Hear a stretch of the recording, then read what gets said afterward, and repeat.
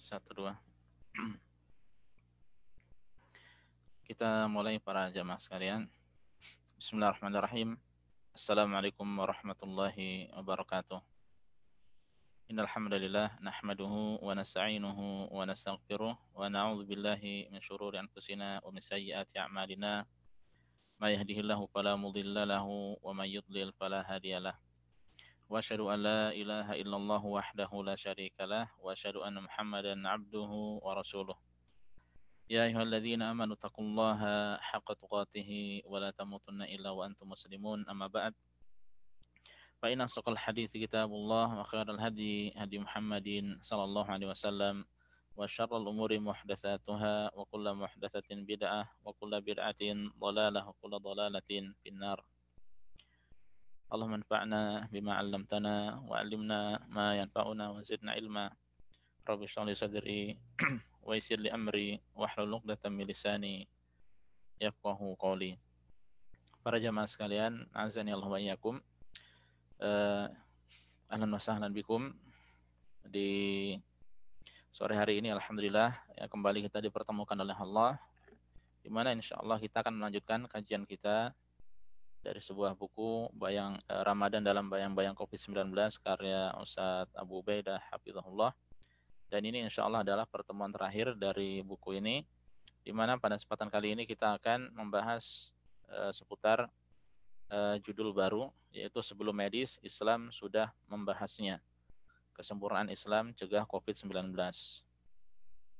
Ini pembahasan yang akan kita sampaikan pada kesempatan kali ini adalah hal-hal yang banyak disampaikan oleh dunia medis, ya, yang ternyata jauh-jauh hari Islam sudah menjelaskannya.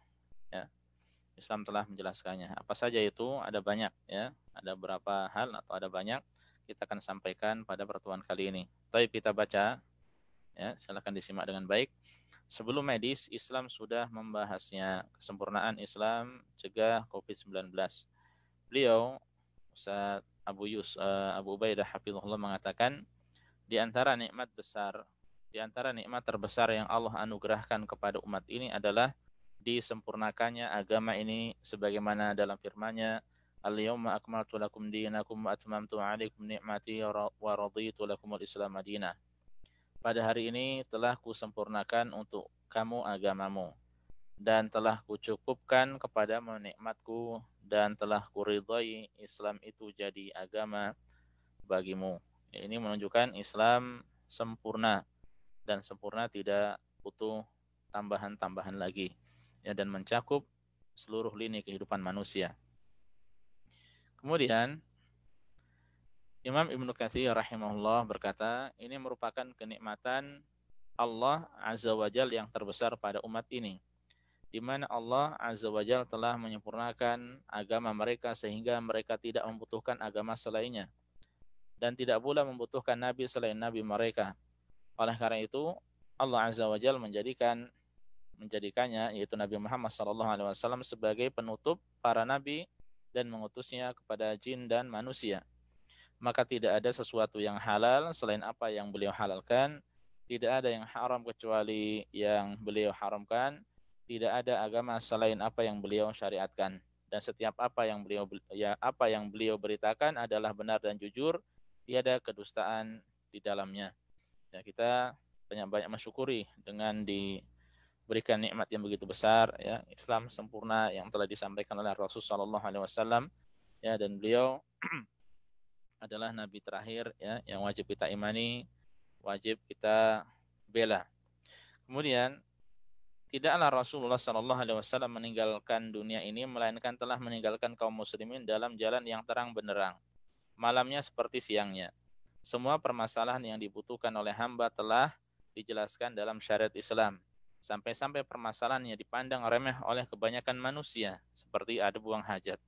Ya, Islam, ya, menjelaskan banyak hal, ya, apa yang dibutuhkan oleh manusia, ya, maka telah dijelaskan oleh Islam.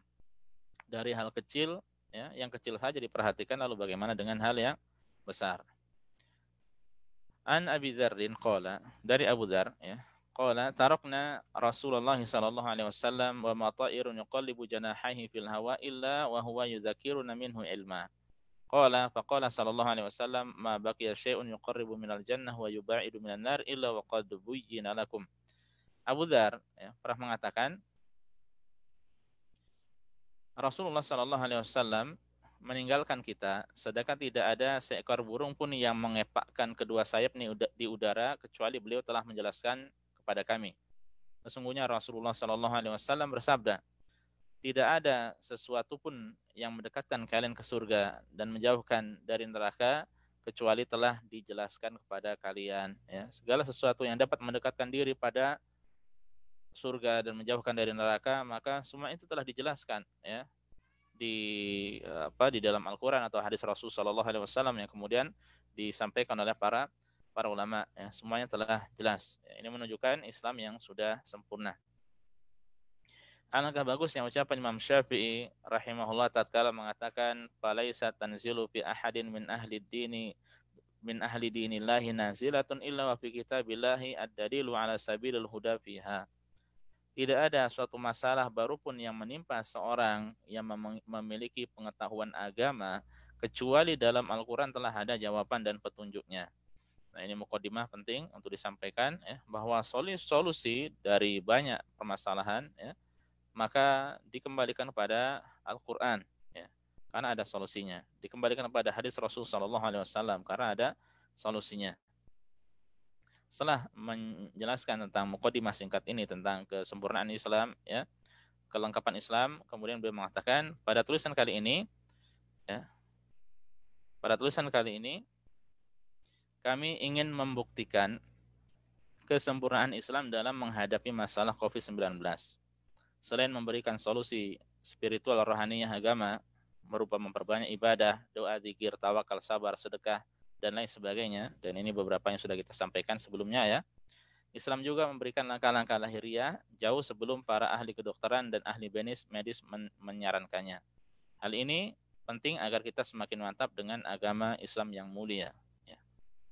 Dan realitanya beberapa orang tertentu ya mendapatkan hidayah ya, karena sebab-sebab seperti ini, ya, sebab-sebab materi, ya, sebab-sebab duniawi. Baik, yang pertama, ya.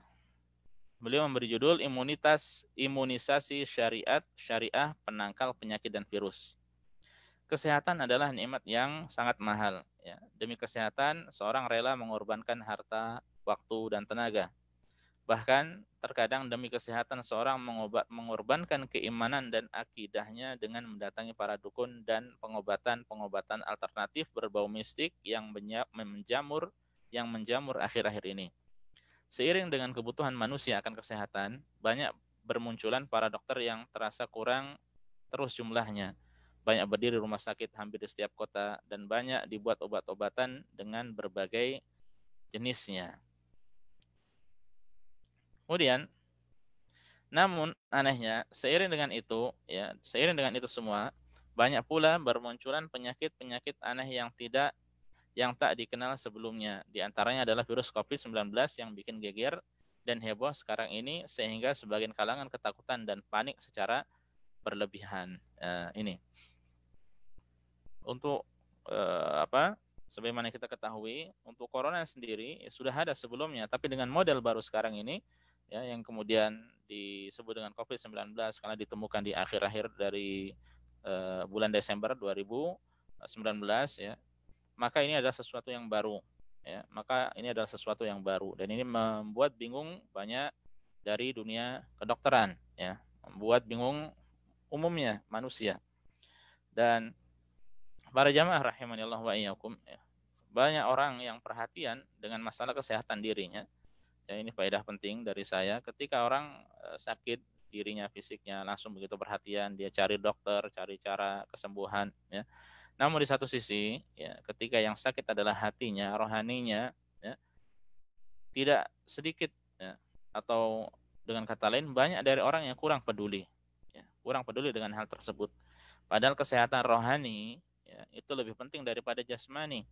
Ya, jasmani bisa jadi sakit, tapi kalau rohaninya sehat, dia akan banyak berzikir pada Allah, berdoa pada Allah, tawakal pada Allah, sabar, ridha, bahkan bersyukur, ya, taubat pada Allah. Dan ibadah-ibadah yang lainnya akan makmur di dalam dirinya, di dalam hatinya. Oleh karena para jamaah rahimanillah wa iyyakum, Langkah pentingnya kita ya memperhatikan juga kesehatan rohani kita ya. Kita siram dengan terus belajar agama, dengan membaca Al-Qur'an, dengan beribadah pada Allah Subhanahu wa taala, kita jaga ibadah-ibadah yang wajib, amalan-amalan yang sunnah pun kita berusaha untuk mengerjakannya ya, tentu saja dengan sesuai dengan penuh keikhlasan dan sesuai dengan tuntunan Rasulullah Sallallahu Alaihi Wasallam. Ya. Nah, kalau kita perhatian dengan urusan fisik kita, ya maka rohani lebih penting untuk diperhatikan, ya, dan lebih penting untuk dijaga. Ya, hendaknya kita berusaha adil dalam masalah ini. Bukan masalah fisik saja yang kita perhatikan, namun rohani kita biarkan begitu saja. Ini kesengsaraan, ya, kesengsaraan. Sakitnya itu di situ nanti, di mana di alam kubur di akhirat. Nauzubillah min dzalik. Kemudian, ya, Islam sebagai agama yang sempurna tak pernah melalaikan masalah kesehatan dan pengobatan karena kesehatan itu memiliki dua sumber utama. Ya, sebelum kita sampaikan dua sumber tersebut, ya, untuk masalah penyakit-penyakit hal penyakit-penyakit baru ya dan sebagainya. Ini kalau kita perhatikan hadis-hadis ya dari Rasulullah Shallallahu Alaihi Wasallam maka ya sebabnya adalah karena ulah tangan manusia itu ya. Ketika bermunculan penyakit-penyakit baru yang tidak ada sebelumnya di antaranya karena apa? Karena meratanya kemaksiatan ya. Karena semakin meratanya perzinaan, semakin meratanya riba ya. Nah, ketika kemungkaran merata, maka Allah akan timpakan sesuatu dari penyakit yang belum ada pada masa-masa sebelumnya. Oleh karenanya, bagi seorang muslim yang taat, dia itu menjadi ujian bagi dirinya. Adapun bagi yang maksiat, ya, semoga dia kembali pada Allah Subhanahu wa taala, bertobat pada Allah. Taib, ya. Adapun untuk masalah karena kesehatan itu memiliki dua sumber, apa saja? Yang pertama adalah dua sumber utama. Yang pertama adalah menjaga kesehatan sebelum jatuh sakit. Ya, ini adalah langkah preventif atau tindakan preventif atau pencegahan. Ya. Dan di dalam bahasa Arab ada istilah al-wiqayatu khairun minal ilaj, yang artinya dalam bahasa kita mencegah lebih baik daripada mengobati. Ya. Tentang hal ini, Islam telah menganjurkan kepada kita untuk menjaga kesehatan sebagai tindakan preventif sebelum datangnya penyakit. Di antaranya adalah caranya seperti apa? Ya ini yang beliau sampaikan. Senantiasa berzikir pada Allah Azza wa Jalla, beribadah padanya, serta berdoa pada Allah. Ya, karena dengan zikir-zikir tersebut Allah menjelaskan, ya Rasul SAW menyampaikan bahwa Allah akan menjaga kita. Ya, dan perlu disampaikan bahwasanya Allah itu memiliki malaikat-malaikat yang bertugas untuk menjaga manusia, ya, menjaga dari gangguan-gangguan makhluknya, ya, dari binatang-binatang, dari serangga, ya, termasuk dari syaitan, ya. Ini diantara sebabnya karena apa? Seorang menjaga Allah, ya, ifadillah yahfadka. Jagalah Allah, niscaya Allah akan menjagamu. Siapa yang menjaga Allah dengan mengingat Allah, menjaga batasan-batasan Allah, ya, kewajiban-kewajiban Allah, dia berzikir, beribadah, berdoa pada Allah, Allah akan jaga dirinya. Ya, Allah akan jaga dirinya. Ini termasuk tindakan preventif yang tidak dikenal di dunia medis sama sekali. Ya, tidak dikenal. Coba buka buku-buku kedokteran, tidak ada seperti ini. Ya, perbanyak zikir, beribadah, berdoa pada Allah Subhanahu wa taala. Yang kedua, menghindari segala kemaksiatan karena kemaksiatan adalah biang segala penyakit. Nah, ini sempat saya singgung tadi bahwa maksiat yaitu ketika sudah merata ini adalah sebab sumber malapetaka bagi manusia, ya. Sumber gempa bumi atau musibah tertentu, atau demikian pula munculnya penyakit-penyakit yang tidak ditemukan sebelumnya, ya. Kemudian juga mengatur pola makan, memakan makanan yang halal dan menjauhi makanan yang haram dan tidak berlebihan dalam makan. Ini pun telah dijelaskan oleh Rasulullah sallallahu alaihi wasallam oleh Allah Subhanahu wa taala, ya. Kulu wasrabu, ya, wala tusrifu. Silakan makan dan minum tapi jangan berlebihan. Ya, innallaha la yuhibbul musrifin. Allah tidak mencintai orang-orang yang berlebihan. Ya, kemudian dalam makanan pun Islam menjelaskan makan dari yang halal, ya. Yang dimakan adalah zat yang halal, usahanya pun dari yang halal, ya. Kemudian tidak berlebihan pun sudah saya sampaikan tadi. Ya, ini dijelaskan di dalam Islam, ya. Sebelum kedokteran-kedokteran sekarang itu menjelaskan, Islam sudah jauh-jauh hari menjelaskannya. Kemudian menjaga kebersihan badan, pakaian dan lingkungan, dan kita amat paham masalah ini. Ya, oleh karenanya di antara syarat syarat sahnya salat, ya, seperti menjaga bersih pakaian, badan dan tempat ibadah dari najis ya. Kemudian juga harus suci dari hadas baik kecil ataupun besar. Nah, ini perhatian Islam ya. Kemudian yang kelima, mengonsumsi madu, jintan hitam, kurma dan lain sebagainya untuk menguatkan ketahanan tubuh ya. Ini pun di tengah-tengah kita ya diamalkan oleh kaum muslimin ya. Mereka ada yang suka madu, demikian pula habbatus sauda, jintan hitam, demikian pula kurma ya. Apalagi ketika seorang mengonsumsi kurma ajwah ya, kurma Nabi ya sallallahu alaihi wasallam yang warnanya kita tahu hitam ya. Maka ketika dia pagi hari, ketika di suatu hari di pagi hari dia mengonsumsi 7 butir ya, maka Allah Subhanahu wa taala akan jaga ya, akan jaga dirinya. Taib. Nah, demikian pula langkah-langkah preventif lainnya sebagai imunisasi bagi kekebalan tubuh dari terserang penyakit ya, dari serangan penyakit. Nah, ini imunisasi syariat yang mungkin ya bisa jadi dilupakan oleh sebagian dari kaum muslimin ya. Ini ambil setiap hari dan tidak sulit insya Allah ya melakukan hal semacam ini. Yang merutinkan hal semacam ini tidak sulit ya. Kalau dia perhatian dengan hal ini, semoga Allah menjaganya. Ya, semoga Allah Subhanahu wa taala menjaganya. Baik. Kemudian yang kedua, berobat apabila jatuh sakit. Ini pun dalam Islam sudah ada petunjuknya. Tentang hal ini Nabi kita Muhammad sallallahu alaihi wasallam telah menganjurkannya seraya mengatakan ya ibadallah tadawaw fa inna Allah lam yadha' da'an illa wada'a lahu shifaan aw qala dawaan illa da'an wahida qalu ya Rasulullah wa ma huwa qala al-haram. Wahai hamba Allah, berobatlah kalian semua. Tidaklah Allah menurunkan penyakit kecuali Allah menurunkan juga obatnya, kecuali satu penyakit. Mereka bertanya, penyakit apa itu wahai Rasulullah? Beliau menjawab, pikun. Ya, penyakit pikun. Nah, ini tidak ada obatnya.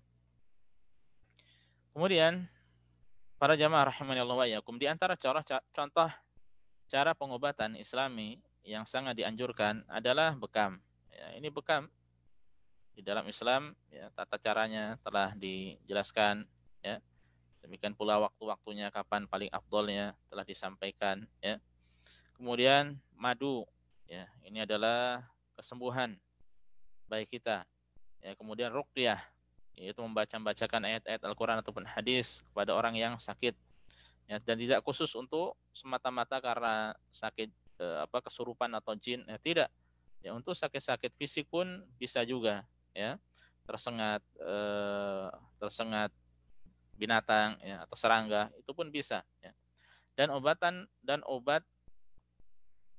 obat-obatan lain baik tradisional maupun modern yang terbukti secara ilmu medis dan tidak bertentangan dengan syariat Islam ya, dengan syaratnya ya tidak bertentangan dengan syariat Islam ya. Kalau ada orang-orang yang menyarankan dengan obat-obatan tertentu ya dan bertentangan dengan syariat Islam ya maka tidak diperbolehkan ya, maka tidak diperbolehkan. Ada orang mungkin mengatakan kamu sakit sembuhnya dengan minum khamr, ini tidak diperbolehkan.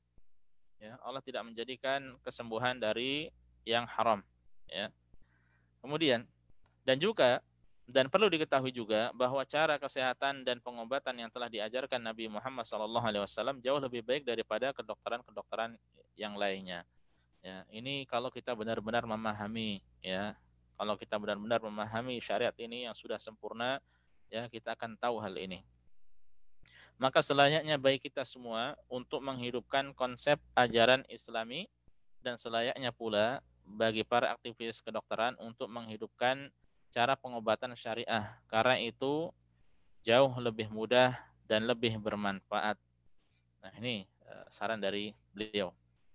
Mari kita semua menjaga kesehatan kita dan menggunakan kesehatan kita dalam rangka untuk mendekatkan diri kepada Allah Subhanahu wa taala ya. Nah, ini untuk masalah pengobatan ya, tindakan preventif demikian pula pengobatan ini telah dijelaskan di dalam Islam. Dan nikmat bila ada seseorang dia seorang dokter yang paham agama ya. Seorang dokter itu perkataannya sangat didengar, ya, sangat didengar. Ketika ada orang bandel, ya, atau orang fasik lah, tidak baik, tukang maksiat, ketika sakit, ya, mendengar arahan dokter, saran dokter, dia akan benar-benar sami'na wa ta'na. Kalau tidak, karena dia sendiri yang merugi, ya. Oleh karenanya bisa jadi saran dokter ini lebih didengar olehnya daripada saran orang yang berilmu, ulama, ya, ustadz. Ya. Bisa jadi demikian. Ya. Karena dalam kondisi kritis sudah dia sakit, ya, tidak bisa apa-apa, ya, dokter memberi saran, ya, maka dia akan menerimanya. Oleh karenanya, suatu kenikmatan ketika ada seorang dokter yang paham agama, ya, paham secara mendalam, sehingga ya, dia bisa menggabungkan antara dua hal ini, ya, memberikan nasihat agar orang itu bertobat, agar orang itu rajin beribadah pada Allah, agar orang itu rajin berdoa, mendekatkan diri pada Allah intinya, ya, dengan caranya sendiri, ya, dengan cara dokter tersebut, ya. Karena ucapannya tentu akan benar-benar didengar, ya. Oleh karenanya begitu senang, ya, hati ini ketika ada dokter-dokter yang seperti ini, ya. Dia ahli ilmu agama dan dia adalah seorang dokter. Ini luar biasa nikmat yang Allah berikan pada orang tersebut, ya. Baik. Kemudian pembahasan selanjutnya adalah beliau menyampaikan taatilah arahan pemerintah, jangan bandel. Ini sudah kita sampaikan sebelumnya juga masalah ini oleh beliau juga ditulis, ya, tapi beliau ulangi lagi di sini, ya, karena memang masalah ketaatan pada pemerintah ini, ya, sudah diterangkan di dalam Al-Qur'an. Ini termasuk permasalahan yang besar, ya. Beliau mengatakan, ketaatan kepada para pemimpin merupakan kewajiban dalam Islam selagi bukan dalam hal kemaksiatan pada Allah. Allah Azza wa Jalla berfirman, "Ya ayyuhalladzina amanu athi'ullaha wa athi'ur rasula wa ulil amri minkum." Hai orang-orang yang beriman, taatilah Allah dan taatilah Rasul dan ulil amri di antara kalian. Ya, dan sudah kita sampaikan ulul amri di sini yaitu para ulama dan umara, ya, pemerintah. Syekhul Islam Ibnu Taimiyah rahimahullah mengatakan ulil amri mencakup dua golongan yaitu ulama dan penguasa. Ya. Rasulullah Shallallahu Alaihi Wasallam juga, ya, bersabda, "Alal mar'il muslim as-sam'u wa ta'ah fi ma ahabba wa kariha illa an yu'mara bi ma'siyatin. Fa in amara bi ma'siyatin fala sam'a wala ta'ah."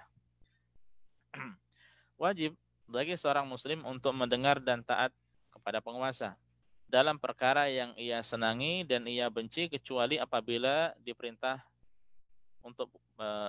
kemaksiatan. Apabila diperintah kemaksiatan maka tidak perlu mendengar dan taat. Ya, ini rambu-rambu yang disampaikan oleh Rasulullah SAW dalam ketaatan pada pemerintah, ya, kepada penguasa. Ya, bisa jadi ada hal-hal yang dia tidak suka dari apa yang disampaikan pemerintah, himbauan, ya. Tapi ketika itu adalah ketaatan maka samina wa ta'na. Untuk kemaslahatan umat maka samina wa ta'na. Ya, jangan keluar dari ketaatan. Ya, kalau memerintahkan pada kemaksiatan baru pada sam'a wala ta'ah, tidak ada, ya, kata mendengar dan tidak ada taat. Al-Hafidz Ibnu Hajar rahimahullah mengatakan hadis ini menunjukkan wajibnya taat pada penguasa. Hal itu berlaku dalam perkara yang bukan maksiat. Hikmahnya taat pada penguasa adalah agar menjaga persatuan kalimat. Karena yang namanya perpecahan adalah kehancuran. Ya, Rasulullah SAW mengatakan al-furqatu azab, ya. Perpecahan, perselisihan adalah kehancuran. Ya, oleh karenanya kita menjaga kesatuan, ya, persatuan kalimat itu sangat-sangat penting. Dan kita akan mengetahui, ya, kenyamanan, keamanan, persatuan di tengah manusia, ya, seperti yang diterapkan di negeri yang kita tinggal, yaitu di Arab Saudi di sini, ya. Ketika ada orang-orang yang ingin menimbulkan yaitu kegaduhan di tengah masyarakat, apa yang terjadi dengan tegas, ya, pemerintah sini mengambilnya, ya, diciduklah dia, ya, sebagai pelajaran bagi dirinya dan masyarakat akan merasa tentram, nyaman, tenang, ya. Kemudian mereka tetap bersatu, ya. Ibadah nyaman, ya. Keluar rumah nyaman, ya. Tidak ada yang menimbulkan atau orang-orang yang memercikkan api fitnah. Ya, ketika terjadi maka langsung dipegang. Nah, ini adalah suatu kenikmatan yang luar biasa. Kemudian Syekhul Islam Ibnu Taimiyah rahimahullah, Syekh Ibnu Utsaimin, Muhammad bin Shalih Al-Utsaimin rahimahullah, beliau berkata, perintah pemerintah, ya, perintah penguasa itu terbagi menjadi 3 macam. Pertama, perintah yang sesuai dengan perintah Allah seperti salat, ya, fardu, maka wajib menaatinya. Yang itu hal-hal yang merupakan perintah Allah yang kemudian mereka merintahkan, maka wajib kita taati. Kemudian yang kedua, perintah yang maksiat pada Allah, ya, perintah berupa kemaksiatan seperti cukur jenggot, ya, maka tidak boleh menaatinya. Dan para jamaah ini perlu disampaikan juga masalah jenggot, ya, ini hendaknya tidak diambil meskipun sedikit, ya, tidak dirapikan, sudah biarkan apa saja, apa adanya, ya. Ini adalah sunnah Rasul yang ulama katakan hukumnya wajib, ya, tuntunan Rasul yang hukumnya wajib, ya. Mereka, ya, Rasul sallallahu alaihi wasallam, ya, Rasul sallallahu alaihi wasallam menjelaskan bahwa kita diperintahkan untuk apa? Membiarkan liha, ya, jenggot kita, untuk biarkan saja. Kalau tumbuh alhamdulillah, tidak tumbuh pun tidak mengapa. Ya, mungkin hanya beberapa helai, ya, yang berkibar-kibar, sudah biarkan saja, ya, biarkan saja. Ini adalah, ya, kebaikan bagi kita. Ini adalah kebaikan bagi kita. Orang yang menjaga menjaga jenggotnya, insya Allah baginya pahala dari Allah Subhanahu wa taala, ya, dalam rangka meneladani petunjuk Rasulullah sallallahu alaihi wasallam, ya. Dan alhamdulillah, ya, meskipun untuk saya pribadi sebelum belajar agama, ketika belum fokus agama dari kecil, ketika tidak tahu apakah SMP atau SMA sepertinya, ya, muncul jenggot sedikit sudah saya biarkan, ya. Sampai sekarang ya seperti ini, tidak bisa lebih panjang lagi, ya. Masya Allah, ketika ada orang-orang yang begitu lebat jenggotnya, itu benar-benar laki, ya, laki sejati, yaitu dia, ya. Kemudian para jamaah yang ketiga, perintah yang bukan perintah Allah dan bukan juga maksiat pada Allah, seperti undang-undang lalu lintas, ya, peraturan lalu lintas, undang-undang pernikahan dan sebagainya yang tidak bertentangan dengan syariat, ya, maka wajib ditaati juga. Bila tidak menaatinya, maka dia berdosa dan berhak mendapatkan hukuman setimpal, ya. Kalau untuk hal-hal yang bukan perintah Allah, ya, bukan kemaksiatan, ya, untuk kemaslahatan bersama, ya, maka ini harus ditaati. Dan ulama mengatakan, ya, ketika dia tidak menaati maka dia berdosa, ya, maka dia berdosa. Dalilnya mana? Itu tadi, wa atiullaha wa atiur rasula wa ulil amri minkum, ya, dan taatilah ulil amri di antara kalian. Ya, berarti ketika tidak taat itu merupakan kemaksiatan. Apalagi ini adalah untuk kemaslahatan bersama, ya, masalah lalu lintas contohnya itu untuk kemaslahatan bersama, untuk mengenakan helm, ya, itu untuk kemaslahatan dirinya juga, ya, dan untuk kemaslahatan bersama juga, ya, dan banyak hal-hal yang lainnya, ya, ketika itu adalah untuk kemaslahatan, ya, maka itu adalah kebaikan, ya, tugas kita menaati, toh tidak sulit untuk melakukannya. Kemudian adapun anggapan bahwa tidak ada ketaatan pada pemimpin kecuali apabila sesuai dengan perintah Allah saja, sedangkan peraturan-peraturan yang tidak ada dalam perintah syariat maka tidak wajib menaatinya, maka ini adalah pemikiran yang batil dan bertentangan dengan Al-Quran dan As-Sunnah, ya, benar. Ya, ini tidak sepatutnya kita membuat kehebohan, keributan, ya, dengan memprotes peraturan-peraturan seperti itu, ya. Toh itu adalah untuk kemaslahatan bersama, ya. Baik. Kemudian termasuk dalam hal ini adalah menaati arahan-arahan pemerintah dalam langkah-langkah mereka menghadapi wabah COVID-19. Hal ini telah dipahami dan dipraktikkan oleh generasi terbaik umat ini sebagai ketundukan mereka kepada perintah agama. Ya, ini dilakukan oleh mereka. Ya, beberapa riwayat akan kita sampaikan, nanti akan ada pengulangan dari yang pernah kita baca. Tapi supaya lebih hafal lagi dan lebih paham lagi bahwa ini sikap mereka. Imam Malik rahimahullah meriwayatkan dalam Al-Muwatta dari Ibnu Abi Mulaikah bahwa Umar Ibnu Khattab pernah melewati seorang wanita dari Bani Makhzum yang tengah tawaf di Ka'bah padahal dia terkena penyakit lepra atau kusta. Umar menegur wanita itu seraya mengatakan, "Wahai hamba Allah, janganlah engkau menyakiti manusia. seandainya kamu menetap di rumahmu, niscaya lebih baik. Wanita itu akhirnya tetap tinggal di rumahnya. Hingga satu saat ada seorang yang mengatakan padanya, sesungguhnya orang yang melarangmu keluar, itu maksudnya Umar, kini telah meninggal dunia. Maka keluarlah. Ya, wanita itu menjawab, bagaimana mungkin saya taat padanya saat dia masih hidup, lalu memaksiatinya saat dia telah meninggal dunia. Nah, ini bagaimana perhatian wanita ini, ya, Umar masih ada atau sudah meninggal, dia tetap menaatinya. Dan itu untuk kemaslahatan dirinya dan kemaslahatan orang lain. Kemudian Al-Khatib Al-Baghdadi dalam tarikhnya dan Ibnu Asakir dalam tarikhnya juga meriwayatkan bahwa Ibnu Sirin pernah dipenjara. Ya, Ibnu Sirin dari Muhammad bin Sirin dari kalangan tabi'in, yaitu pernah dipenjara karena hutang untuk menolong orang. Ya. Para penjaga penjara, ya, para sipirnya, pernah mengatakan padanya, bila malam telah tiba, pulanglah ke keluargamu dan kembalilah ke sini lagi pagi hari. Jadi kalau siang sampai sore di rumah, di penjara. Ya, kalau malam disuruh pulang kembali, toh nggak ada yang melihat. Ya.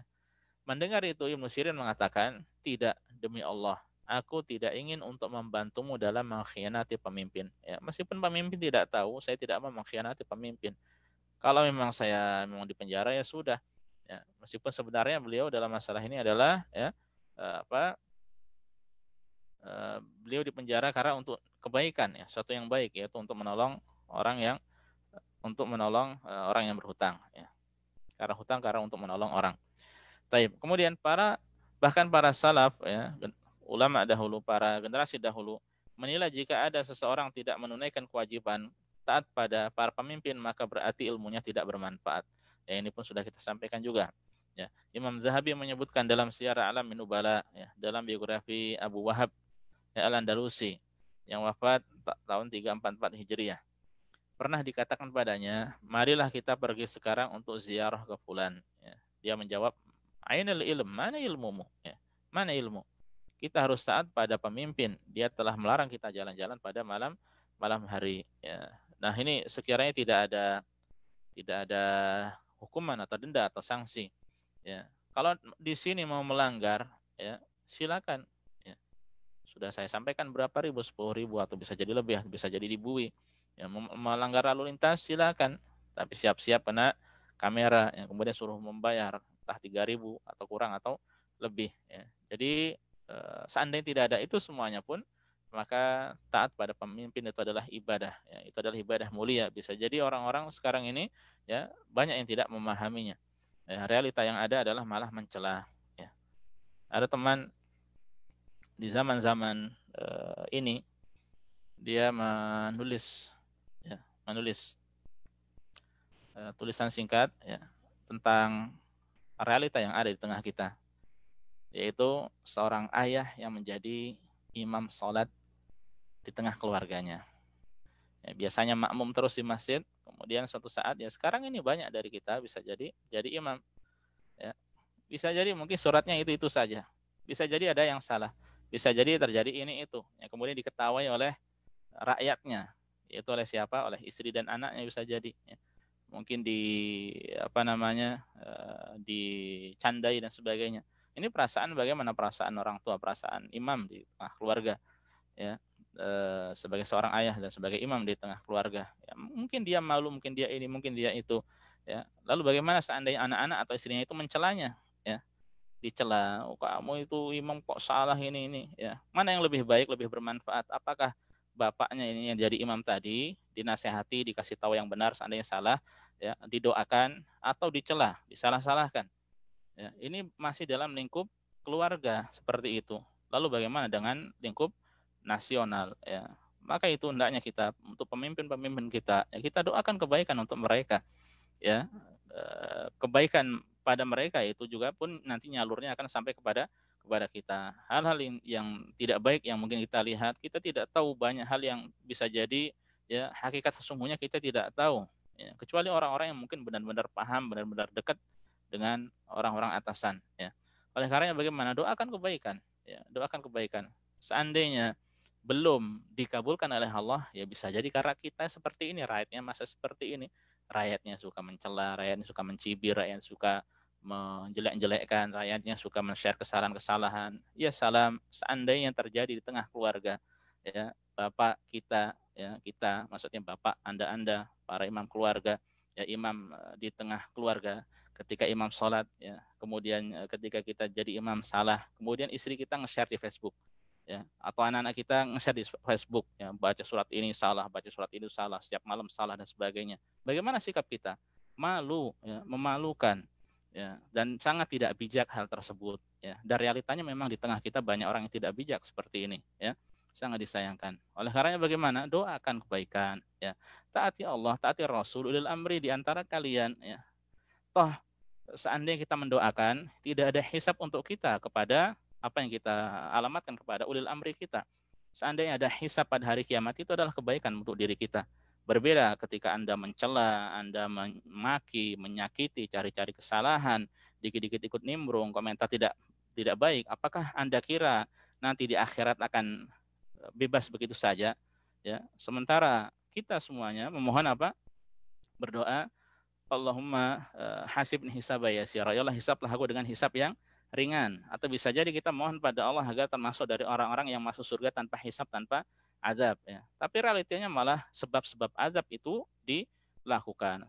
Sebab-sebab siksa itu malah dikerjakan. Sebab-sebab hisab yang berat malah diamalkan. Lalu bagaimana, ya, tidak sinkron, tidak sesuai antara ucapan dengan perbuatan, ya. Oleh karenanya doakan dan doakan, ya. Pikirkan seandainya kita, Anda, ya, berada di posisi orang yang mungkin kita olok-olok, orang yang kita cela, orang yang kita salah-salahkan seperti itu, ya. Realitanya banyak orang yang kurang memahami dalam masalah ini, ya, mengikuti hawa nafsu, ya, jauh dari tuntunan ilmu. Ya, kemudian ketika ada orang menasihati dengan baik, taati pemerintah dan sebagainya, doakan mereka, malah dijuluki dengan julukan-julukan yang tidak baik. Ya rakyatnya saja seperti ini kok mau mendapatkan pemimpin yang tidak, mau mendambakan, menginginkan pemimpin yang baik. Ya kembali kepada rakyatnya. Kama takunu yuwalla alaikum. Sebagaimana kondisi kalian sekarang ini, ya itulah pemimpin kalian.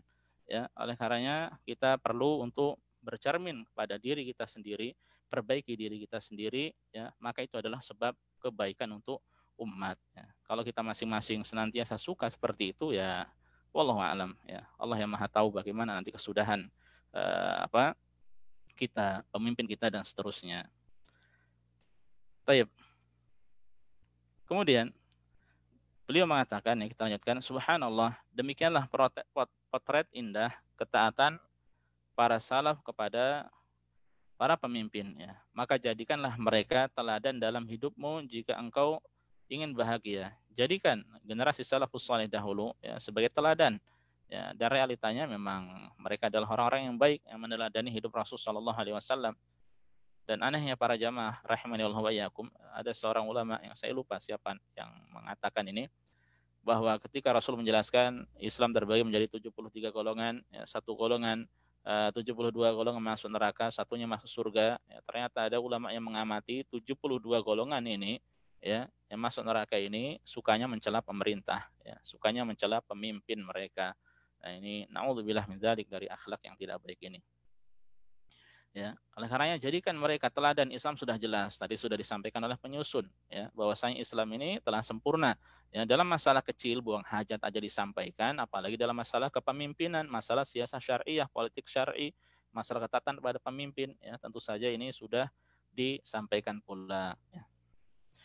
Sekali lagi, ya, maka jadikanlah mereka generasi salafus saleh, ya, teladan dalam hidupmu jika engkau ingin bahagia, karena mereka adalah generasi emas yang dipuji oleh Allah dan Rasulnya Sallallahu Alaihi Wasallam. Maka kami mengajak kepada saudara-saudaraku sekalian untuk mengikuti arahan dan imbauan, ya, Presiden, agar saat ini kita rakyat Indonesia lebih banyak belajar, ya, beribadah dan bekerja di rumah demi kebaikan kita semua agar terhindar dari wabah virus COVID yang melanda dunia, ya. Nah, ini penting, ya. Kita sabar sesaat, ya, untuk kemaslahatan bersama, ya. Kalau tidak seperti ini, ya saya tidak tahu kapan akan terangkat wabah itu. Kemudian Beliau mengatakan, himbauan dari beliau, ya, penyusun, ayo kawan, mari kita kompak bekerja sama, ya, demi kebaikan bersama.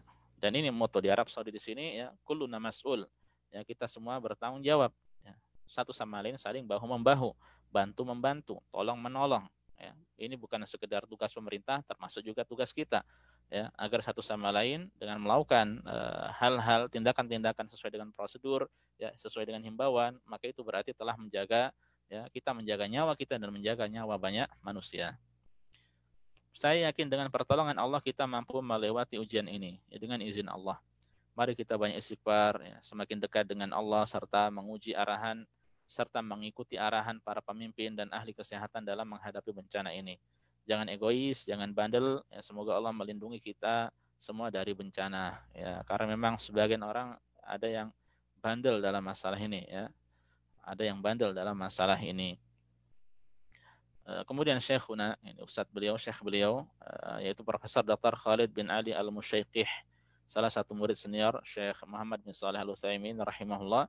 Beliau yang tinggal di Qasim, ya, kalau tidak salah tepatnya di Buraidah, ya, menasihatkan kepada kami, kepada kita bagaimana sikap yang benar di tengah bencana wabah COVID-19 yang melanda. Beliau menjelaskan, hendaknya seorang mengikuti arahan-arahan dari badan resmi pemerintah.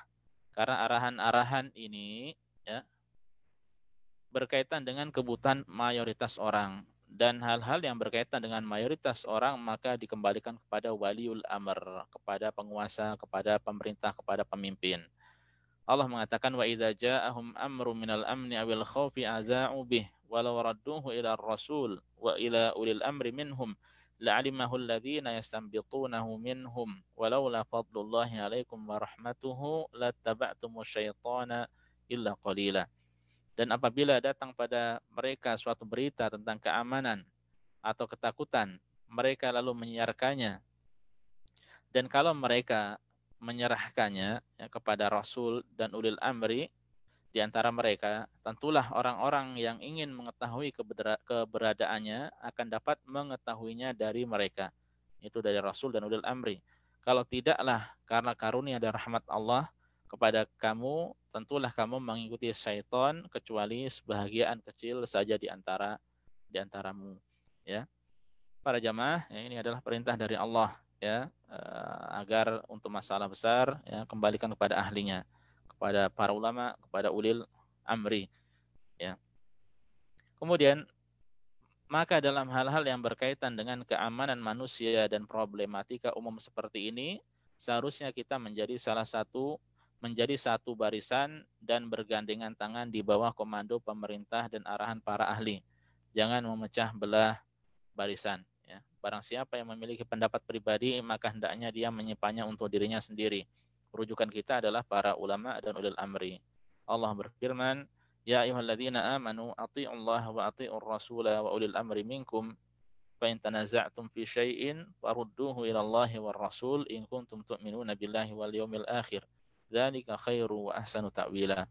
Hai orang-orang yang beriman, taatilah Allah dan taatilah Rasulnya dan ulil amri di antara kalian. Kemudian jika kalian berlainan pendapat tentang sesuatu, maka kembalikanlah kepada Allah, yaitu Al-Quran, dan Rasulullah, sunnahnya. Ya, ketika Rasul sudah meninggal dunia, kita kembalikan kepada sunnahnya, pada tuntunan beliau. Jika kalian benar-benar beriman pada Allah dan hari kemudian, yang demikian itu lebih utama bagimu dan lebih baik akibatnya. Nah, ini perintah untuk menaati mereka semuanya. Kemudian Profesor Dr. Sulaiman Ar-Ruhaili hafizahullah, ya, beliau berkata dalam Twitternya, beliau adalah Imam Masjid Quba dan dosen pasca sarjana dan pengajar di Masjid Nabawi, ya. Beliau mengatakan, mendengar dan taat pada pemimpin kaum muslimin merupakan salah satu prinsip agama kita yang dengannya akan tercapai kemaslahatan dan terhindar keburukan. Dan mempertimbangkan antara masalah dan mafsadat dalam hal ini dikembalikan pada pakar dan ahlinya, bukan masing-masing, kembalikan pada pakarnya. Keputusan yang diambil oleh pemerintah sebagai langkah antisipasi, ya, menghadapi corona merupakan kewajiban mereka, walau dengan meniadakan sholat Jumat dan jamaah di masjid karena kondisi darurat, dan wajib bagi rakyat untuk mendengar dan taat. Sudah kita sami'na wa ta'na, ya. Dan sudah kita singgung di sini, ya, di Arab Saudi yang terdiri dari 8 atau 9 provinsi, ya, ada daerah-daerah terpencil yang bisa jadi belum ada belum terkena virus coronanya, belum ada wabah, ya, masuk ke sana. Mungkin satu dua bisa jadi ada, atau mungkin daerah-daerah yang pegunungan yang belum ada sama sekali, ya, maka tetap mereka sudah satu kata, samina wa ta'na, ya, mendengar dan taat, ya, kepada pemerintah. Nah, itu para jamaah sekalian rahimanillah wa iyyakum, kewajiban untuk taat pada pemimpin pemerintah yang perlu kita ulangi lagi. Kemudian adapun berkaitan dengan masalah selanjutnya, yaitu kiat-kiat cegah corona antara medis dan syariat.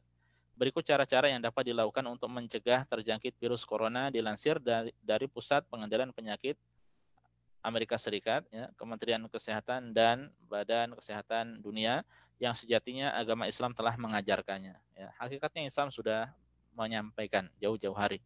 Ya, oleh karenanya ada seorang ahli ilmuwan yang meneliti dari agama-agama yang ada ini, wanita mana yang lebih bersih di antara wanita-wanita yang ada. Ternyata wanita yang paling bersih, ya, adalah dari kaum muslimat, ya. Mereka para wanita dari kaum muslimat yang ternyata di dalam Islam, ya, telah banyak diajarkan, ya, hal-hal penting untuk mereka, untuk masalah kesucian, ya, bagaimana ketika haid dan nifas ada mandi di situ, ya. Demikian pula ketika istihadah juga ada tuntunannya. Demikian pula ketika bercerai dengan suaminya atau meninggal dunia, atau dalam masalah cerai ini banyak pembagiannya, ya, maka ada iddah di situ untuk membersihkan rahimnya, ya, dari suami yang sebelumnya, ya. Nah, ini benar-benar bersih wanita di dalam Islam, yang tidak ada di agama-agama yang lain seperti ini. Baik, kita perhatikan, ya, satu persatu apa saja kira-kira. Pertama adalah sering mencuci tangan. Mereka menganjurkan untuk sering-sering mencuci tangan dengan sabun dan air yang mengalir selama 20 detik, ya. Ada juga yang mengatakan 20 detik dengan sabun, kemudian 20 detik selanjutnya untuk dengan air, ya. Totalnya 40 detik. Terlepas dari itu, ya, jika kita perhatikan dalam agama Islam, cuci tangan memang dianjurkan dalam agama. Allah berfirman tentang wudu, ya.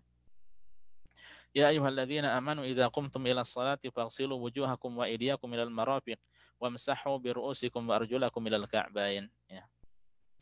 Wahai orang-orang yang beriman, apabila kalian hendak mengerjakan salat, maka basuhlah muka kalian, ya, dan tangan kalian sampai dengan siku, dan sapulah kepala kalian dan basuh kaki kalian sampai dengan kedua mata kaki. Nah, itu masalah wudu, ya. Tentu diantaranya, ya, yang diperintahkan adalah apa? Menyuci kedua tangan, ya. Ini adalah sesuatu, ya, di satu sisi kesehatan, ternyata di satu sisi telah diperintahkan di dalam Islam, ya. Jauh-jauh hari telah diperintahkan di dalam Islam. Kemudian disebutkan dalam hadis Humran bin Aban, ya, tentang cara wudu Utsman bin Affan, ya, radhiyallahu anhu, ya, faqasala kaffaihi thalatha marrat. Kemudian beliau membasuh kedua tangannya 3 kali. Nah, ini sebanyak 3 kali. Ini dianjurkan, ya. Hukumnya meskipun tidak sampai wajib, tapi sudah ada di dalam Islam. Kemudian, ya, ini kalau di awal di awal sebelum wudu, ya. Di akhir hadis Utsman mengatakan raaitu Rasulullah sallallahu alaihi wasallam yatawaddu anha wudu'i hadza. Aku melihat Rasul sallallahu alaihi wasallam berwudu seperti wuduku ini. Ini telah disampaikan oleh Rasulullah. Bukan hanya saat wudu saja, Nabi juga menganjurkan dan mencontohkan cuci tangan pada keadaan lainnya. Di antaranya ketika bangun tidur, ya, sebelum memasukkan tangan ke dalam bejana atau melakukan aktivitas yang lainnya, Nabi sallallahu alaihi wasallam bersabda, "Idza staiqadha ahadukum min naumihi fala yaghmis yadahu fil ina hatta yaghsilaha thalathan." Fa innahu la yadri aina batat yaduhu.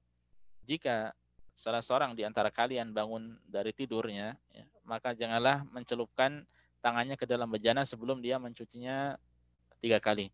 Ya, sebagian ulama sampai ada yang berpendapat ini hukumnya wajib, ya, mencuci tangan di pagi hari, ya, ketika bangun tidur, sebelum dia wudu, ya, dan ini di luar wudu, ya, maka ini hukumnya wajib. Alasannya karena dia tidak tahu di mana letak tangannya semalam. Dia tidak tahu tangannya tadi malam itu bermalam di mana, ya. Meskipun sebagian ulama mengatakan ini anjuran, ya.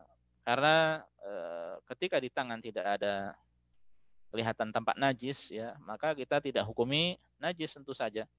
Ya, kecuali kalau jelas ada sesuatu yang najis, benda yang najis, maka ya harus dicuci, harus dibersihkan. Ya, dan kita tidak boleh syak, tidak boleh was-was dalam masalah ini. Kalau kita tidak lihat tidak ada sesuatu najis, ya kita hukumnya suci. Ya, oleh karenanya sebagian ulama menjelaskan hukumnya tidak sampai derajat wajib. Ya, keluar dari permasalahan kita cuci, dan itu untuk kemaslahatan diri kita sendiri. Kemudian juga ketika sebelum dan sesudah makan. Dalam hadis Aisyah, dari Aisyah radhiyallahu anha, beliau berkata, "Kana Rasulullah sallallahu alaihi wasallam idza arada an yanama wa huwa junubun yatawaddaa, wa idza arada an ya'kula aw yashruba qalat ghassala yadayhi thumma ya'kulu aw yashrab."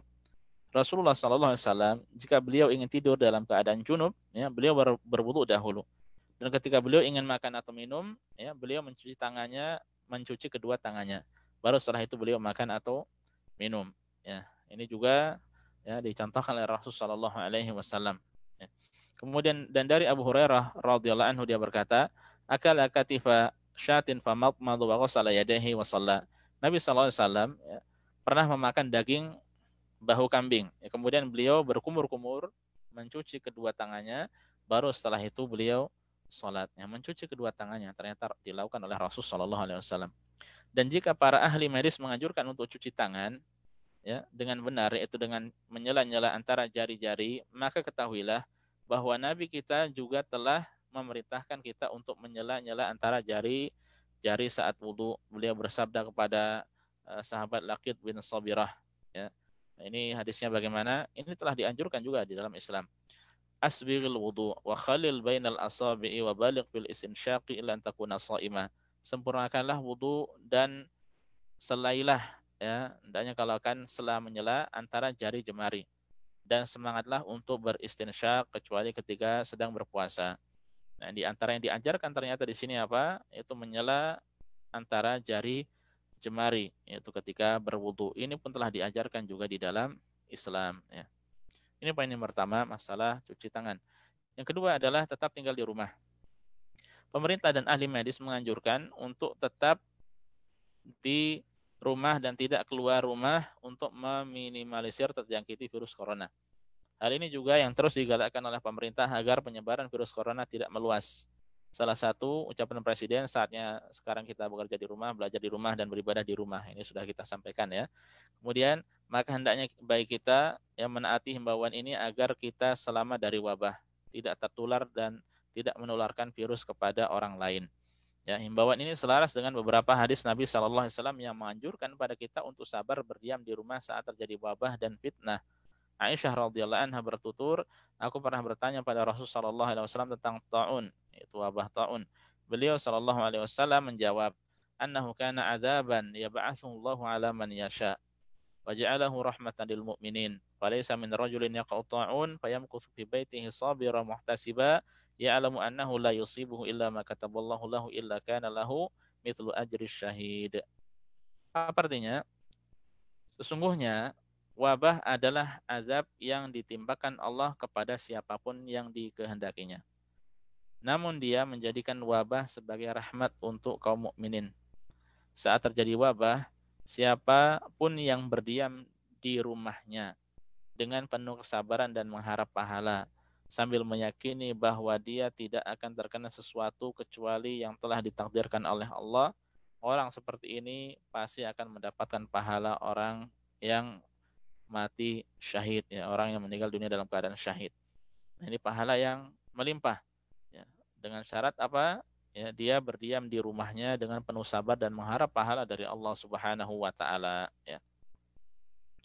Jadi tetap tinggal di rumah, ya. Dalam hadis yang lainnya, Nabi Shallallahu Alaihi Wasallam pernah ditanya, ya, apa kunci keselamatan? Ya, man najat? Seperti apakah keselamatan itu? Cara untuk selamat, wahai Rasulullah? Ya.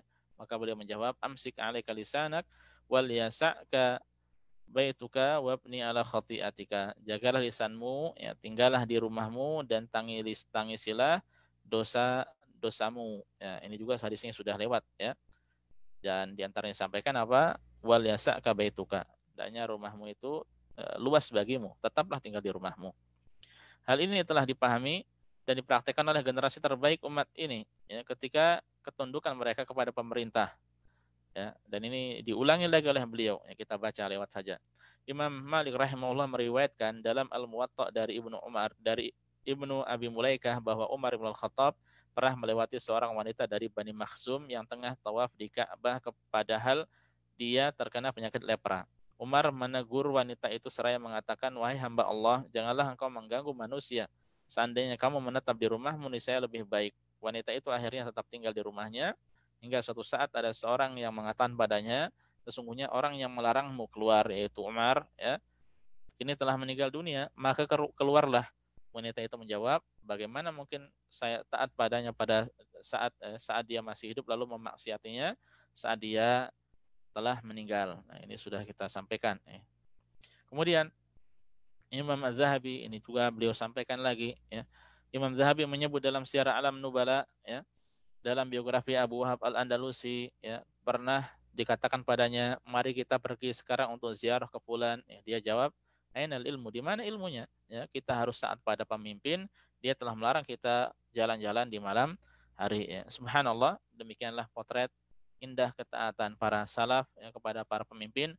Maka jadikanlah mereka teladan dalam hidupmu ya, jika engkau ingin bahagia, karena mereka adalah generasi emas yang dipuji oleh Allah dan Rasulnya Sallallahu Alaihi Wasallam. Ya, mereka adalah sebaik-baik umat. Ya.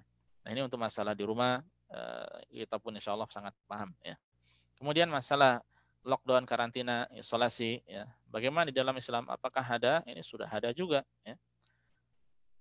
Para ahli menganjurkan agar kita menghindari kontak secara dekat dengan orang lain yang sedang sakit.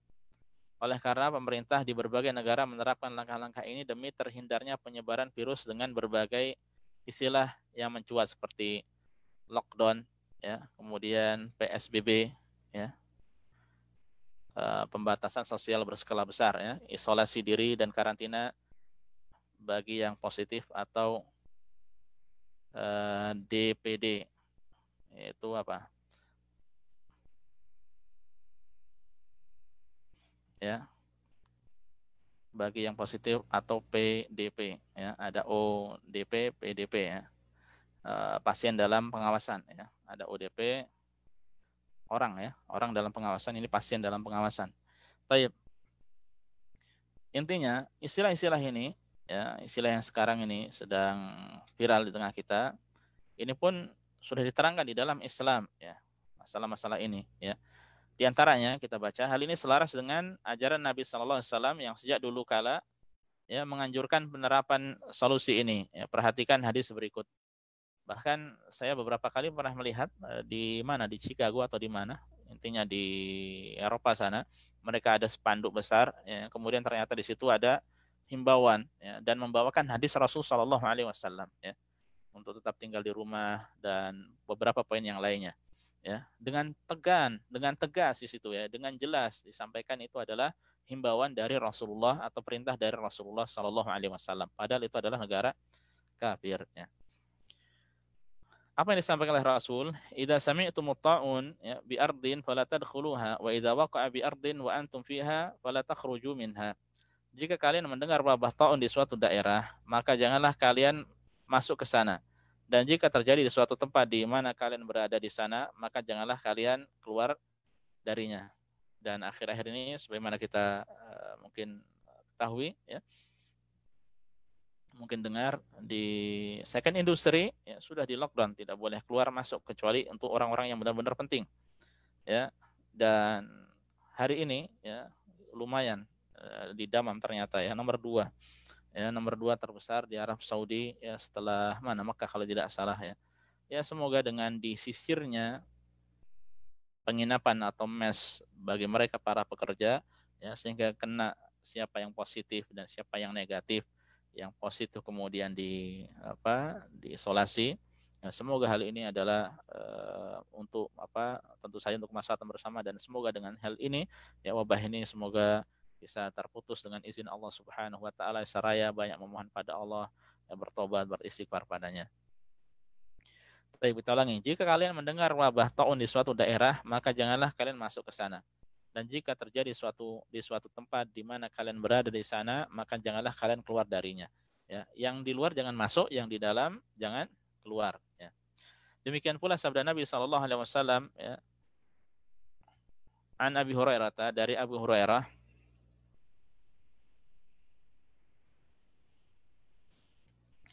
an Nabi SAW qala, dari Nabi, ya, beliau bersabda,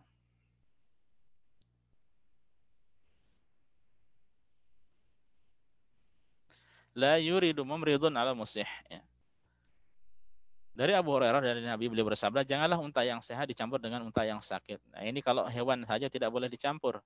Ya, lalu bagaimana ketika itu adalah manusia? Ya, tentu saja tidak sepatutnya.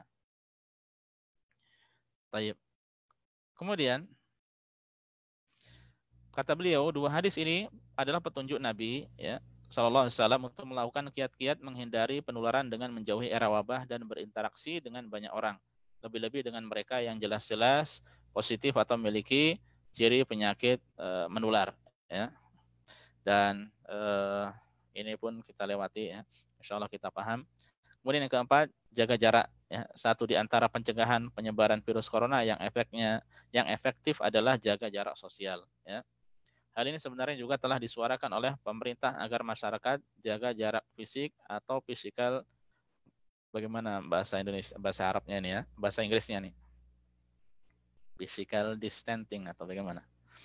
Dengan menerapkan jaga jarak sosial ini, ya, ketika beraktivitas di luar ruangan atau tempat umum, Anda sudah melakukan satu langkah mencegah terinfeksi virus corona.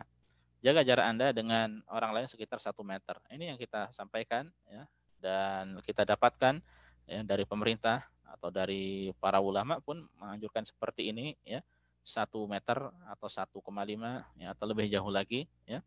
Dan ternyata bagaimana? Ternyata metode jaga jarak saat wabah ternyata dianjurkan oleh salaf kita, generasi terdahulu juga.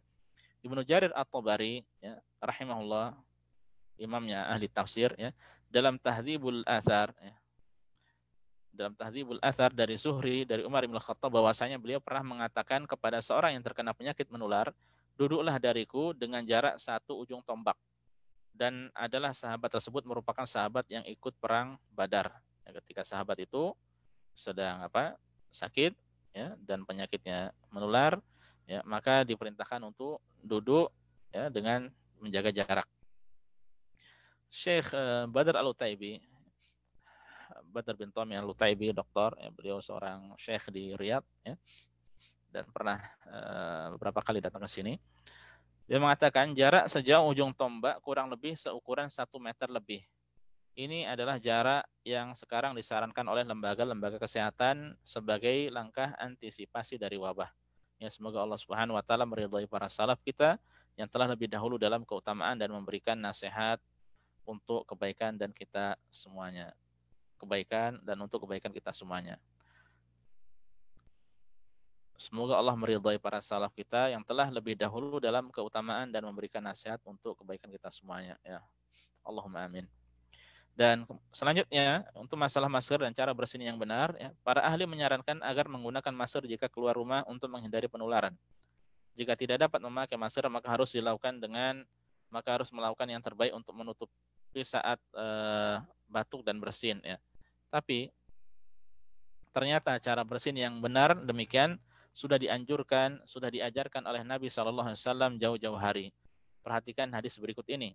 An Abi Hurairah radhiyallahu anhu anna Nabiy sallallahu alaihi wasallam kana idza atasa ghatta wajhahu bi yadihi aw bi thawbihi wa ghadda biha sautahu, ya. Dari Abu Hurairah bahwasanya Nabi sallallahu alaihi wasallam apabila beliau bersin maka beliau menutupi wajahnya dengan telapak tangannya atau bajunya, dan beliau juga melirihkan suaranya, tidak malah dikeras-keraskan, ya, hoi hai, atau dibuat-buat, ya. Ini bukan adab yang bagus, ya. Ini bukan adab yang bagus, ya. Tapi bagaimana ditutup mukanya atau dengan bajunya, dan ternyata Rasulullah SAW, ya, telah mencontohkannya. Tak hanya perbuatan dan contoh saja, namun lebih dari itu Nabi memerintahkan dan menganjurkan kepada umatnya. An Abi Hurairah radhiyallahu anhu anna Rasulullah sallallahu alaihi wasallam qala idza atasa ahadukum falyadha kaffaihi ala wajhihi wal yukhaffid sautahu. Dari Abu Hurairah bahwasanya Rasulullah SAW bersabda, apabila salah seorang di antara kalian ya bersin, maka hendaknya dia meletakkan telapak tangannya ke wajahnya dan merendahkan suaranya. Ya, ini diajarkan oleh Rasulullah SAW. Ya, sama, ya, persis seperti yang banyak dilakukan oleh kaum muslimin. Ya, ini sesuai dengan tuntunan Rasulullah SAW. Begitulah Nabi kita mengajarkan cara bersin yang benar. Ya. Kemudian pertama beliau praktekkan, kemudian beliau sampaikan kepada umat ini. Ya. Sebelum para dokter sekarang mengajarkannya sebagai salah satu kiat agar terhindar dari penularan penyakit COVID-19. Semoga salawat dan salam ya untukmu wahai Nabi yang mulia. Kami mencintai dan merindukanmu. Ya. Allahumma amin. Ya. Tapi para jamaah sekalian, ya, untuk masalah ini pun faedah bagi kita untuk masalah bersin. Ya. Kemudian yang keenam, menghindari kerumunan. Ya, hindari kerumunan. Para ahli medis menganjurkan agar kita menghindari kerumunan karena dalam kerumunan sangat memungkinkan terjadinya penularan apabila ada salah satu orang yang terinfeksi COVID virus corona. Ya. Pemerintah Indonesia bekerja sama dengan Kepolisian Republik Indonesia dan pihak lainnya telah membuat peraturan agar masyarakat tidak melakukan aktivitas keramaian selama pandemi. Bahkan tempat ibadah saat ini harus mengalami ya, dampak tersebut, ya, terkena imbasnya. Tindakan tersebut adalah upaya untuk mencegah penyebaran COVID-19 atau virus corona. Hal ini jika diperhatikan selaras dengan petunjuk Islam dan anjuran Nabi Shallallahu Alaihi Wasallam. Beliau pernah bersabda, ini hadisnya juga sudah lewat ya. An Abi Hurairah an Nabi Shallallahu Alaihi Wasallam qol firra minal majzumi firaraka minal asad. Ya, dari Abu Hurairah dari Nabi beliau bersabda sallallahu alaihi wasallam, larilah dari penyakit kusta atau lepra seperti engkau lari dari singa. Ya, ini sudah disampaikan juga kemarin. Ya, ini menunjukkan kita diperintahkan untuk menjauhi dari orang-orang yang terinfeksi. Profesor Dr. Sulaiman Ar-Ruhaili, ya, beliau dosen di Universitas Islam Madinah, beliau berkata, hadis ini menunjukkan benarnya langkah dan arahan pemerintah dan ahli medis yang menganjurkan agar kita menghindari kontak fisik dengan pasien dan melarang dari kerumunan-kerumunan yang menyebabkan penularan penyakit. Dengan demikian, maka arahan pemerintah harus dipatuhi karena terkumpul padanya perintah agama dan perintah pemerintah. Ya, dalam agama ya diperintahkan dan kemudian pemerintah memerintahkan, maka kita wajib menaati pemerintah. Dan insya Allah para jamaah sekalian rahimani Allah iyyakum, apabila tidak ada halangan ya, untuk kajian selanjutnya di mana hari ini kita akan menyelesaikan buku ini insya Allah ya, tinggal beberapa saat lagi, sedikit lagi ya. Selanjutnya insya Allah kita akan melanjutkan kajian dari buku Profesor Dr. Ibrahim Ar-Ruhaili, Ibrahim bin Amir Ar-Ruhaili hafizahullah insya Allah ya, yang menjelaskan masalah tazkiyatun nufus ya, atau penyucian jiwa. Kita akan dalami lagi, plus insya Allah kita akan melanjutkan kitab Mukhtasar Ahadits Siyam ya, yaitu ringkasan hadis-hadis seputar puasa. Ada beberapa hukum yang penting juga untuk kita. Seandainya tidak ada halangan ya, kita akan membahasnya ya, semoga Allah mudahkan. Taib. Untuk poin yang ketujuh ya, tidak jabat tangan. Para ahli medis menganjurkan agar saat-saat ini tidak berjabat tangan untuk menghindarkan terjadinya kontak kulit. Hal itu akan sedikit mampu mencegah penyebaran virus corona. Untuk saat ini, yang menghindari kontak adalah cara terbaik. Tangan dan wajah bisa menjadi media penyebaran virus corona. Ternyata jauh-jauh hari ya, Nabi kita SAW telah menerapkan metode ini. Perhatikanlah hadis berikut. An Amr ibn Syarid an abihi, ya, ini pun sudah kita baca pada saat itu ya. Qala kana fi wafdi Tsaqif rajulun majzumun Farsal ilaihi Nabi sallallahu alaihi wasallam inna qad bay'naka farji'. Dari Amr ibn Syarid, dari ayahnya berkata, dulu ada seorang yang terkena penyakit lepra atau kusta ya, dari delegasi atau utusan Bani Tsaqif ya. Maka Nabi sallallahu alaihi wasallam mengutus seorang kepadanya untuk menyampaikan, sesungguhnya kami telah membaiatmu, maka pulanglah. Itu tidak perlu berjabat tangan ya ketika baiat. Kemudian Profesor Dr. Ibrahim Ar-Ruhaili berkata, kiat ini yang disampaikan para ahli kedokteran setelah penelitian medis, kecanggihan teknologi modern, dan pengalaman panjang ternyata sudah disampaikan oleh Nabi Muhammad SAW sebelum 14 abad yang lalu. Hadis ini sebagai dasar dari apa yang disampaikan para ahli kedokteran yang merekomendasikan tips ini, cara ini, metode ini. Ya, ini menunjukkan bahwa tips ini adalah benar dan tidak boleh diremehkan ya sebagai pencegahan dari wabah. Nah, itu tidak berjabat tangan dengan orang yang terkena virus COVID-19 ini. Para jamaah sekalian, ya, rahimanillahu wa iyyakum. Dengan demikian, ya, ini adalah poin terakhir yang ada di buku ini. Alhamdulillah kita selesai membahasnya ya. Dari sisi fikihnya dapat ya, kemudian dari sisi tazkiyatun nufus ya, nasihat juga dapat.